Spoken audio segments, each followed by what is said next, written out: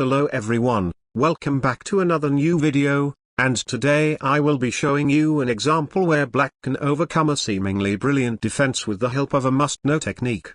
In the following position, the material is equal, but the piece value relative to their placement is heavily in favor of black. However, with just 6 pieces on the board it seems that winning would still require a severe blunder from white. To find out if that is true, you still need to try something, and the best move here for black is king to f2, preventing knight to f3 and king to g2 by white.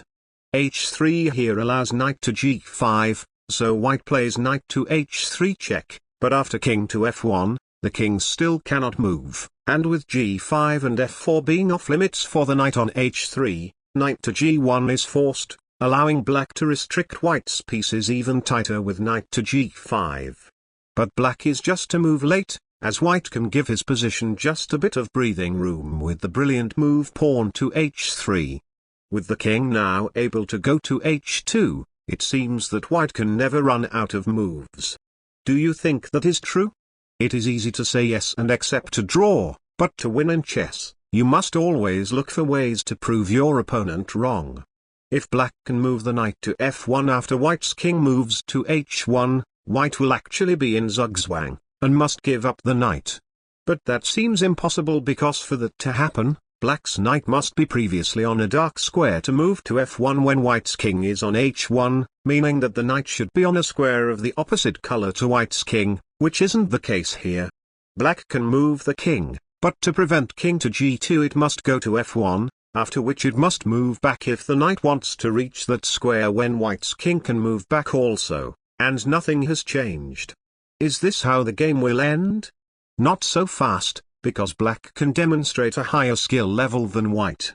By moving the knight to e1 first, it prevents king to g2 and knight to f3, which means that all black's king needs to do is to control e2 in order to keep white's position restricted.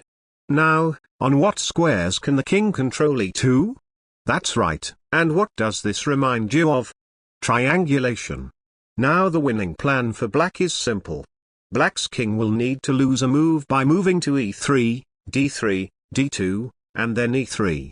When the king returns to f2, white's king will have to move to a square opposite in color to black's knight, and now, all there is left to do is to maneuver the knight to f1, when white's king can finally no longer go to h2.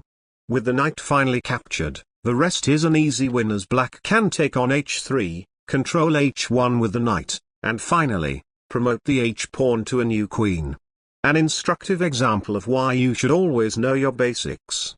If you want to see more chess studies like this, be sure to like and subscribe for more, and I will see you all in my next video. Goodbye.